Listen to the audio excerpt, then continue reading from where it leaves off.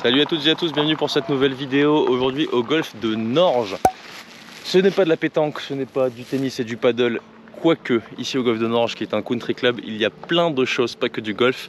Vous allez voir une structure assez atypique qui va accueillir, pour le côté golf évidemment, l'Heritage World Cup en fin d'année pour une finale régionale, donc Bourgogne-Franche-Comté. On est en Côte d'Or, près de Dijon. Je vais vous présenter la structure, assez atypique comme je vous l'ai dit. Les gens qui y travaillent également très sympathiques, puisqu'en fait j'ai déjà terminé la vidéo, donc je sais déjà de quoi je parle. Et un parcours, vous allez le voir, simplement superbe, mais très challenging, surtout dans les conditions dans lesquelles il se trouve en ce moment, puisqu'il y a pas mal de championnats. Donc comme d'habitude, heritageworldcup.com pour toutes les compétitions du réseau Le Club pour l'Heritage. Les prochaines semaines, mois pour vous qualifier peut-être au golf de Norge. Et sinon, si jamais vous passez ici, au moins ça vous donnera un petit aperçu de la structure. Let's go!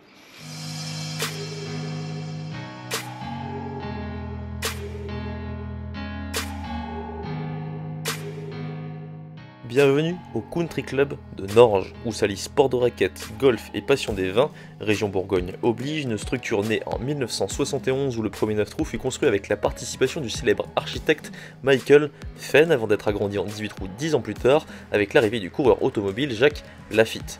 J'avais entendu parler du golf de Norge comme d'un très beau parcours et j'ai d'ose avouer qu'après avoir joué 9 trous la veille de mon tournage, les lumières rasantes du soir et les refs couleur paille faisaient leur petit effet. Norge est un parcours boisé, à l'abri des bruits de la ville et qui présente donc deux 9 trous très différents, l'un très court et technique, l'autre beaucoup plus ouvert et plus long, qui nécessite de manière véritablement différente de les aborder. Je n'en dis pas plus et vous laisse découvrir cette structure ainsi que les gens qui y travaillent. Bienvenue donc au golf de Norge pour ce nouvel épisode de la série des hommes et des golfs.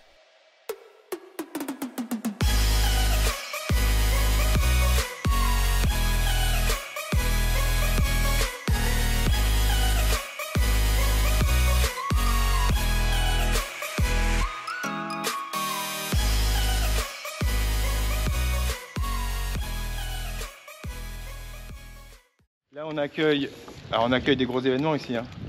On accueille l'Open BNP Paribas. On n'a pas du tout fait la présentation, j'ai fait vraiment à l'arrache. Je vais te présenter. Denis Liébé, avec Denis. donc le directeur du Country Club Dijon-Bourgogne. Voici Denis, copropriétaire des lieux, golfeur entrepreneur qui sait ce qu'il veut et qui sait l'obtenir. Le Country Club de Norge sort tout droit de son imagination. Qui me raconte un petit peu toutes les choses qu'il y a à voir ici, il y a beaucoup de trucs. On a développé d'abord beaucoup de sports, beaucoup d'activités de loisirs, donc autour du golf évidemment, mais ensuite le paddle, le tennis, le badminton, le pilate. Puis ensuite on s'est dit, les golfeurs ils ont aussi besoin de matériel. Et donc on a mis en place un magasin Golf Plus, un fitting center, qui permet avec toutes les marques, qui permet directement d'acheter et de tester sur place. Donc ça c'est la paillote. Ça c'est la paillote avec barbecue, musique, face à la piscine. Et l'idée c'est qu'aussi, vous voyez dans quelles circonstances on accueille par exemple l'Open international, WTA, 15 000 $. Il faut que la gagnante saute dans la piscine. Donc la gagnante saute toujours dans la piscine. Là on peut organiser du réceptif et en même temps regarder le central et regarder les joueuses qui étaient 15 jours avant Roland Garros, quoi. Après avoir fait un rapide tour des lieux avec Denis sur la partie tennis, paddle, paillote, boutique de golf, rien que ça, j'ai rejoint un jeune pro du club avec qui je vais passer une partie de la matinée. Donc on a énormément de postes en extérieur sur cette zone là. On a 2 cabanes là-bas. Et puis on a 6 postes qui sont aussi en bas en extérieur. On va la faire comme ça pour tous les gens que je vais rencontrer aujourd'hui, vu que le temps est serré. On fait la présentation après les avoir entendus parler. Donc je suis avec Paul-Émile. Enchanté. Et voici donc Paul-Émile, jeune pro sympathique et attachant, passionné de golf évidemment, mais aussi de paddle désormais. Qui est l'un des pros ici au golf de Norge, et qui va partager une petite heure et demie avec nous pour nous expliquer spécificité du terrain et vous donner peut-être un ou deux petits tips pour mieux appréhender ce parcours lorsque vous viendrez le jouer. Yes, carrément, avec grand plaisir. Je fais ce que je veux ici. C'est ça l'avantage du pro. T'as 2-3 avantages comme ça de temps en temps, tu te dis bon là c'est bon. Donc on s'insère entre deux parties, vous l'aurez compris. Voilà, donc là du coup on est sur le trou numéro 8, c'est un par 3, 180 mètres des blancs. Pourquoi j'ai pris celui-là? Parce qu'il est un peu, moi c'est l'un des plus beaux trous du parcours ici. On a l'arbre qui est juste devant le green, donc visuellement pas facile. Et on a 2 gros bunkers qui sont juste devant le green. Et pour les gens du club, c'est un trou qui est compliqué parce qu'il y a la possibilité soit de vouloir passer, soit de rester avant. Quand on part, quand on a un certain niveau, objectif aller sur le green là-bas, mais le green c'est un petit timbre. Donc, avec un long club dans les mains. Pas facile quoi. Ok. Pas facile à jouer, intéressant à jouer. Mais voilà, un petit trou à 180 mètres, une bonne canne à jouer, et puis voilà quoi. Et très simplement, pour quelqu'un qui va attaquer le green, là sur un trou comme ça, on vise le milieu, c'est tout. Ouais, quoi. milieu, ouais. Milieu, Ok. surtout pas chercher le drapeau. En plus, le green est en montée. Donc dès que la balle elle va être en contact avec le green, tout de suite, généralement, elle se bloque un peu plus vite. Bon, pour info, on commence par un coup de fer 4 ou de fer 5, je sais pas. Moi j'ai 7 là. T'as un 7? Ouais, un 7 ou un 6. Ouais, normalement, c'est la canne. Ok, j'ai rien dit. J'ai oublié que je jouais avec un jeune pro. C'est un super shot, par contre il manque une bonne canne quoi. Ouais, il manque une canne. Ha! Pour la première, il manque une canne. Pas grave, approche pète. Fer 7, je prends fer 4.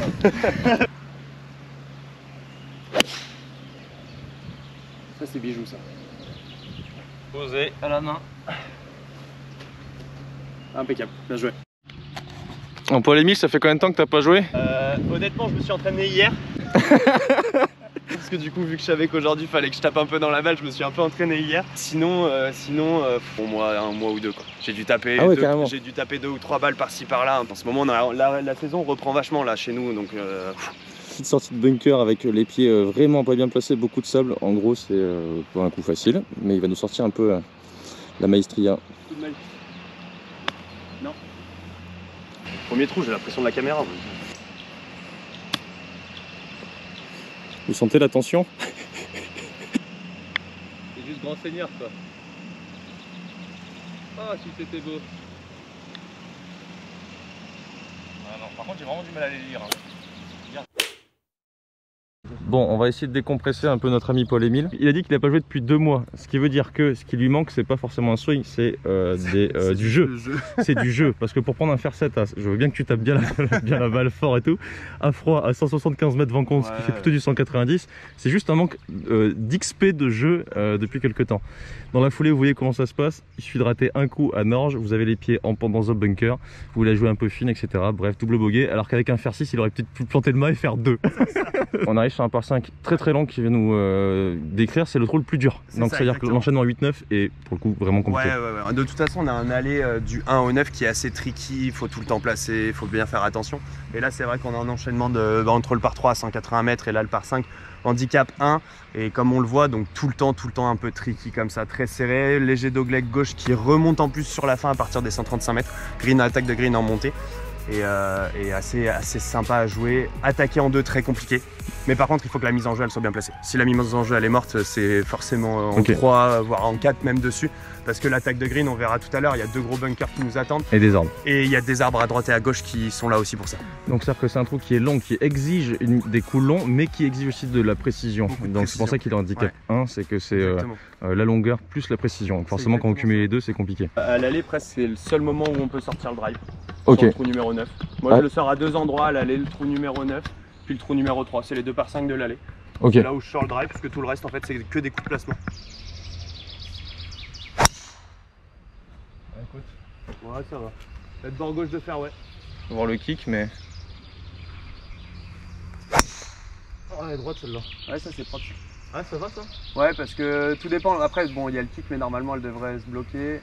Bon, on arrive de là-bas, le golf est extrêmement sec. Et là, il y a un très léger dévers. Avec son draw, il a dû pitcher limite fairway rough en fait, donc on pensait qu'elle serait juste là. Malheureusement, elle s'est un peu échappée, elle s'est mise dans le gros rough. En ce moment, il y a des championnats qui ont lieu ici. Il y a eu un Grand Prix. Ils vont, non, il va y avoir un Grand Prix. Il va y avoir un Grand Prix jeune et ils ont organisé une seconde division. Donc, parcours est en mode championship. Donc, à peine on la rate dans les roughs, c'est terrible. Donc, vraiment, il faut être très précieux mise en jeu. Oui. C'est le printemps aussi, donc l'herbe est extrêmement dense. Moi, je m'en sors pas si mal à droite là-bas. Je suis du bon côté, entre guillemets. C'est bon. Nickel, bien joué. Bon, deuxième coup extrêmement compliqué, il y a des arbres, des barrières d'arbres à droite, à gauche, enfin à gauche surtout, avec quand même une clairière à gauche, mais il faut pas trop s'enfermer sinon on est bloqué par les arbres clairement. Donc là je vais essayer de taper un coup d'hybride un peu en fade. Un peu trop, putain. Trop vite. Bon, au niveau de la stratégie sur ce trou, vraiment il y a 15 000 solutions. Vous pouvez ne pas prendre une mise en jeu avec le driver, mais vous laissez un second coup pour arriver ici, mais vous aurez un long club en second coup. Là j'aurais pu prendre un fer 7 ou un fer 6. Donc pour la plupart des joueurs je pense qu'on sera quand même drive au départ et certainement un coup d'hybride pour se placer justement à hauteur ici, mais pas trop à gauche sinon on est enfermé par les branches. Donc vraiment faut taper des lignes quoi. Elle est très pure. Ah, celle-ci elle est bisou par contre.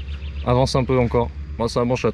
Bon, je me suis laissé avoir par la stratégie un peu agressive de Paul Émile, mais là, clairement, après avoir joué le trou, même si j'ai pas terminé, ce serait plutôt pour moi un bois 3, un fer 6 en deuxième coup pour me placer et me laisser un fer 9. Parce que là, j'ai un coup. Alors, il y a une petite trouée qui me donne quand même un peu envie, je vais pas mentir. Sinon, c'est un peu bas, mais il y a un bunker. Oh merde. Oh, oh non, dommage. Elle était passée en haut. J'ai failli avoir un énorme coup de. Bah, plugué dans le bunker. Impeccable. Impeccable. Oh merde. Ah, je m'attendais pas à ça. Bon bah chacun ses galères, écoute. Au moins ça me rassure dans le bunker, moi tout à l'heure, tu vois. Ah ouais, ça c'est. C'est bien sorti. Elle est dans la ligne en plus. Bien joué. Petit pet pour birdie là quand même, hein. Avec toutes ces. Péripéties. Exactement, avec toutes ces âneries, un coup de En fait, il fallait rater sa mise en jeu pour être safe au deuxième coup et être récompensé. C'est ça qu'il faut retenir. C'est-à-dire que si vous réussissez votre mise en jeu, ça veut pas dire qu'il faut attaquer derrière. Ah, c'est bien pété ça. Allez. Ah, ça aurait mérité. Donné pour le pas. All square. Ouais, bien joué. Bien pété. Ouais, impeccable, c'est quand même bien pété. Bien joué. Alors pour terminer notre triptyque de trous présenté par le pro Paul Émile, on arrive au trou numéro 10, donc c'est la jonction aller-retour. Vous allez voir un petit peu la différence, même si là ça reste quand même encore assez serré. Ouais. Le reste du retour est quand même plus ouvert. Trou numéro 10 par 4. Alors là, du coup, on passe sur le retour où tout de suite, alors même si comme on dit ça reste encore un peu étroit sur celui-là, les fairways s'élargissent et les greens deviennent beaucoup plus grands. Les greens, ça devient vraiment... c'est pas des boulevards, mais de temps en temps vraiment des boulevards. Et si on se trompe de côté un petit peu quand on veut attaquer le drapeau et le green, on peut avoir des putts qui sont assez longs. Ok. Donc il y a des choses qui, voilà, où au retour on va souvent, enfin à l'aller pardon, si on loupe le green, on va souvent avoir des petites approches, des petites chips à faire pas faciles. Par contre au retour, si on est sur le green, on peut avoir par contre des beaucoup plus longs putts de temps en temps, parce que même si on loupe un petit peu à gauche ou à droite, en fait on va être sur le green mais avec des putts beaucoup plus longs. Ou des chips très longs. Ou des chips très longs, ouais, carrément là. Donc tu parlais de la gauche. Voilà, parler de la gauche, ça me dérange pas parce que là je vais carrément passer au-dessus des arbres. Ah non, malheureusement t'as pris un arbre et t'es sous les arbres. Peut-être un petit coup en draw qui va rouler jusqu'au green derrière. Ah c'est pas mal ça. Allez bijou celle-ci. Ah. Ouf, c'est quoi ce kick? Bon, j'ai 170 mètres en descente depuis le rough, je vais prendre à faire 7. Normalement c'est le pitch courte, elle devrait quand même rouler derrière dans la foulée. Pas de réussite sur le rebond là, du coup je me retrouve dans le rough, c'est dommage. Un bon shot. Que ce soit à distance maintenant. Ok, ça va green mais loin. Ils avaient parlé de long putt, je vais avoir long putt. Ah dommage, elle a accroché un peu trop vite. Kick à droite. Kick à droite. Oh, elle prend le bunker. Oh. Elle est ressortie du bunker. Ce qui fait la particularité du retour, je trouve, c'est que justement les entrées de green sont toutes glissantes. Ouais, plutôt vers le bas. On le descend au fond du green généralement. Faut pas avoir peur de jouer avant et de la laisser rentrer. Surtout en ce moment où ça devient de plus en plus sec là. C'est bien pété. Ah, elle prend pas, tu vois, elle prend pas la. Oh, mais. Ouais, et puis même, t'as vu, elle a tourné dans l'autre sens à la fin. Elle tourne dans l'autre sens, elle remonte la pente comme un saumon et elle va beaucoup trop loin. Non, les greens sont vraiment pas faciles à lire en fait. Il n'y a pas énorme de pente, il y a juste ce qu'il faut pour vous poser la question en fait et pour mettre la petite puce à l'oreille. Mais vu que c'est des pentes très douces, il y en a certaines qu'on ne voit pas forcément. Donc quand on arrive proche des trous, parfois les balles vont dans l'autre sens. Et hier, ça m'a fait ça toute la partie. Putt pour clore le match. Mais ce qui est intéressant de savoir, c'est que sur un putt comme ça, il peut aussi se mettre en difficulté. Donc là, c'est le coup le plus important de la partie. De temps en temps, j'avais une tête, un shaft de driver, j'ai dit allez. Donc il parle en jouant, ça lui enlève un peu de pression, mais comme moi, il va se tromper de pente. Ce qui est assez particulier, c'est que du coup, j'avais un putt en montée, mais toi aussi. Alors qu'on vient d'endroits opposés quasiment. Et c'est là où tu commences à comprendre que les greens ils sont quand même chelous. Alors soit je la joue grand prince en disant donner comme ça on termine square. J'ai hésité, tu sais quoi, je me suis dit on fait donner ou pas? Mais on fait ça. Allez, ça arrange tout le monde. Les mecs qui ont trop peur quoi. Ça va là, ouais. Moi je prenais pas le risque. Regarde mon sac, tu vas voir qu'il y a des clubs un peu particuliers. Ouais, j'ai vu, il y avait des clubs d'enfants tout à l'heure. Je te laisse sortir celui-ci. Faire un ping. Et ça c'est un putter. Et en fait l'idée c'est qu'on va jouer le trou en entier. Ok. Avec l'un ou l'autre des deux clubs. Ça marche. Et vu que je suis grand prince, je vais choisir ton club. Moi je suis joueur. C'est-à-dire, tu prends le putter? Bah oui. Moi je suis joueur. Bravo. Je vais essayer avec ça. Ah ok, très bien. Bon écoute, putter contre faire 1. Ouais. T'as ton excuse, c'est bien. le papillon qui passe quand je swing ou quoi?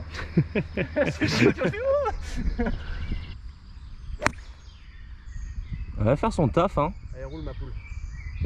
Il n'y aura pas de shot tracer sur ce trou. Pardon les allergies. Elle roule encore. Ouais, c'est bon. Mettez depuis le fairway, ce qui est une très bonne chose avec le putter pour le deuxième coup. Allez, coup de placement, grand coup de putter pour un lay-up. Oh la caponne. Ah oui, ça. Pas mal ça. Ah ouais, ça c'est pas mal. Ouais, en vrai, c'est un bon shot ça. Hein. Oula. Pas pris le bon rebond, mais bon. Par contre, faut qu'elle s'arrête assez vite sur le green. C'est ce que ça roule énorme là, vu que c'est tout en descente.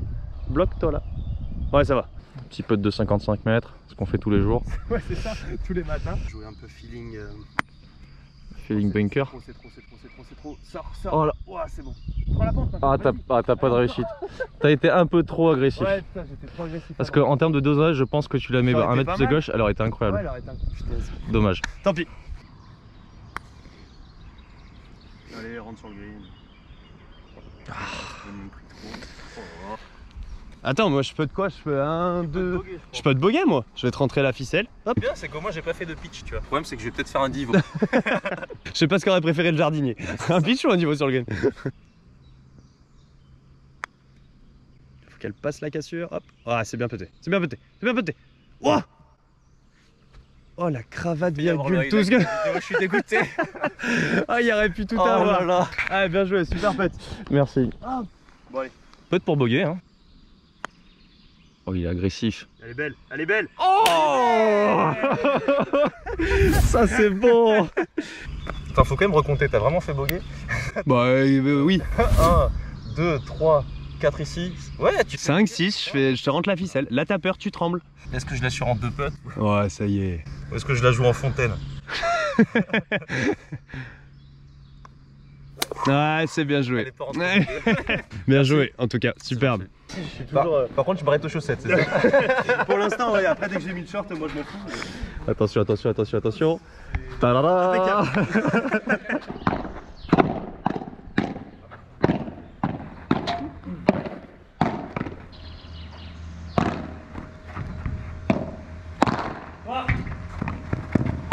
Oh. Donc là on se retrouve dans l'indoor du golf où voilà, il y a dans un premier temps la boutique paddle. En premier. C'est ça, en bout de la boutique paddle, il y a des terrains dehors mais on verra les terrains surtout à l'intérieur. Ouais. Et du coup là voilà, on se retrouve devant la boutique Golf Plus où je suis le responsable de la boutique. Ok, et tu t'appelles? Nicolas. Je m'occupe des fittings, je m'occupe des commandes, je m'occupe de la relation avec les marques. Ici la salle, ma salle fitting, il y a toutes les marques de représenter. Ça sent le grip. Tu peux prêter des clubs pour les gens qui ont envie de l'essayer sur le parcours. Sur le parcours par directement, exemple. c'est possible. Voilà, c'est aussi la force Ok. d'avoir une boutique sur place, c'est que les gens peuvent essayer directement, peuvent l'emmener sur le parcours. Donc il y en a certains, c'est un peu leur repère de passer ici. C'est ça, il y en a qui passent souvent, ça. régulièrement. Donc voilà pour la boutique. Et est-ce qu'ils ont des prénoms les petits poissons? Il y en a un, c'est un petit Non, Nemo alors là. moi personnellement, mon préféré, c'est celui-ci. On a chacun notre préféré. Ah ouais, c'est vrai? Ouais, et moi mon préféré, c'est celui-ci. Mais je vais pas donner de nom encore, faudrait peut-être que je lui en donne un. Ce que je te propose, donc là j'ai un petit peu toute la structure et tout, tu t'es mis au paddle. C'est ça, je fais du Comme paddle. tous les gens qui se sont mis, enfin qui travaillent ici, j'ai l'impression. On joue tous au paddle. Voilà, vous êtes tous mis au paddle. C'est ça, on était mordus de golf et du coup maintenant on est mordus de paddle aussi. Donc là il y a combien de cours? Alors on a 6 cours doubles, 4 intérieurs et 2 extérieurs et le terrain de simple. Toi t'en as jamais fait? Non. Je retrouve Pauline, la responsable communication du golf qui m'avait accueilli la veille, et Nicolas le fitter, vous l'aurez compris, pour une petite initiation paddle dans la structure couverte. Je n'ai jamais joué au paddle, mais après seulement quelques minutes de pratique, je trouve mes marques. Ce match amorti, ça ressemble au tennis en plus simple et en plus amusant. C'est une discipline en plein essor en France, car plus accessible que le tennis et qui se joue principalement en double.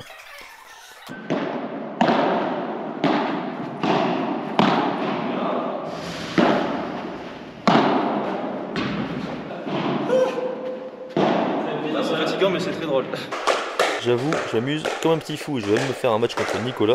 Et même si son niveau de pratique est supérieur au mien, j'aurais réussi à faire l'un des coups les plus complexes à réaliser au paddle tennis, ce qui suffira à mon bonheur puisque le résultat du match fut sans appel. Bon bah 2-0, j'ai pris une branlée. Merci Nico pour la petite initiation au Merci à paddle. toi. Bravo surtout. Et puis n'hésitez pas à aller le voir pour un fitting, pas forcément pour du paddle. Non, Voilà. alors plus pour un fitting, c'est Ouais, ça, plus de pour un base, fitting. c'est ça. Surtout que la spécialité ici, c'est de taper l'arbre qui est juste ici. C'est bien d'en parler juste avant. Qu'est-ce que je t'avais dit? Il va ressortir. Je te l'avais dit. Ma spécialité, c'est cet arbre. Et après ce petit intermède paddle, je retournais au golf et retrouvais Pauline pour jouer quelques trous à l'aller afin que je me fasse une idée plus précise du tracé, où vous l'aurez compris, l'aller et le retour n'ont rien à voir l'un avec l'autre. Quelques trous durant lesquels notre piètre niveau de jeu avec Pauline n'enlevait pas le plaisir de jouer, mais rappelez surtout que le golf de Norge n'est pas à prendre à la légère si on compte y performer.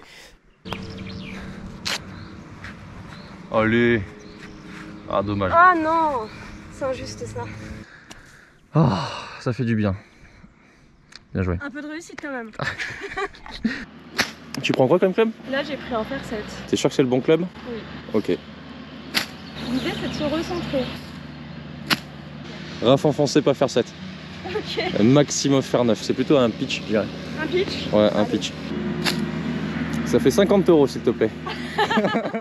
Pauline débute le golf depuis 1 an. Son swing est déjà très bon, mais il lui manque évidemment quelques petits détails. Détails qui, vous le savez bien, changent la donne quand il s'agit de bien jouer au golf. Je l'aide à corriger ces 2-3 petites choses. Tourne. Là, t'as pas de poignée, c'est juste la rotation. Ok. Tu me refais pareil dans l'autre sens, ensuite pour traverser jusqu'au finish. Ok. Voilà, nickel. Ouais. Ça fait 50 € en plus. Merci. Merci à toi. Petit C'était mot, cool. petit mot juste pour dire pourquoi les gens devraient venir à Norge. Mis à part Alors. prendre des triples bogeys. Bah justement, parce que le parcours, il est vraiment pas facile. Ok, Du coup, ça mérite d'être joué. petit challenge. Petit challenge. C'est un très très beau parcours, très Ok. boisé, vraiment pas facile du tout et voilà, je le recommande à 100%. Très bien, je te remercie. Merci à toi. Après avoir joué quelques trous de l'allée avec Pauline et Paul-Émile ainsi que le retour la veille, je comprends mieux le parcours de Norge. L'allée présente des trous courts pour la plupart et de tout petits greens où la précision est de mise, il faut donc jouer la sécurité. Le driver n'est pas forcément utile et mieux vaut viser les centres de green pour éviter des petites approches complexes à leurs abords. Le jeu de fer et le petit jeu y sont donc primordiaux pour scorer.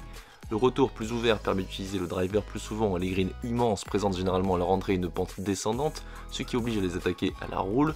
Vous risquez fortement d'avoir des longs putts à doser dans la foulée, peut être difficile à lire également, donc prudence sur ceci, le driving et le putting seront primordiaux pour y scorer.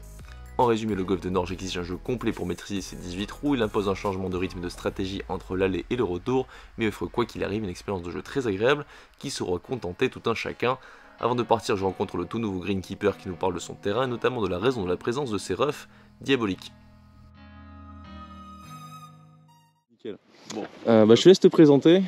Bonjour, je m'appelle Wilfried Mespouled, je suis intendant au golf de Norge. Donc il a été construit en 2 phases. Donc à une première phase, 9 trous sol-terre et 10 ans après, 9 trous supplémentaires mais sur sol-sable. On le lisse, c'est-à-dire qu'on fait des aérations plus importantes sur l'allée en amenant beaucoup plus de sable que sur le retour. Ok. On amène aussi du sable sur le retour parce que pour la roule on est obligé, mais beaucoup moins que par rapport à l'allée. C'est que tous les jours c'est nouveau. Et horreur du répétitif. Tous les jours c'est nouveau, tous les jours. Là actuellement par exemple, un exemple tout bête, c'est qu'on a essayé de faire des hauts roughs. Les joueurs se plaignent, donc on les réduit. Ok. On essaye, on affine, Vous essayez de trouver le bon juste ratio, milieu. le juste milieu, ouais. Voilà. Très compliqué quand tu as un trou comme au 12, où il faut faire une balle à 100 mètres pour toucher le fairway. On a gardé les hauts roughs au maximum pour là on a eu la D2, les gens étaient heureux. Sauf ceux qui mettaient les balles voilà. dans les roughs, mais... C'est toujours pareil. Si on interroge celui qui a fait birdie, c'était super. Celui qui a ça. fait bogey, terrain de merde. Je te remercie beaucoup pour ces quelques mots. Et puis, travaille bien et bonne continuation dans ce Merci. golf de Norge. C'est la fin de cette vidéo au golf de Norge. J'espère qu'elle vous aura plu. N'hésitez pas, comme d'habitude, heritageworldcup.com pour vous inscrire aux compétitions afin de peut-être venir jouer la finale ici régionale si jamais vous êtes de la région.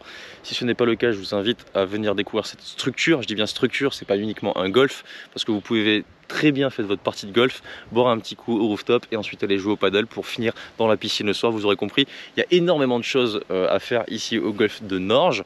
Comme d'hab, un petit like, ça m'aiderait bien, un commentaire pour me dire si ça vous donne envie de venir ici ou si vous connaissez déjà la structure et ce que vous en avez pensé, notamment du golf. Merci à toute l'équipe qui m'a très bien accueilli tout au long de cette journée et je vous dis à très bientôt pour la prochaine vidéo au golf de Nancy-Ingeret. A plus.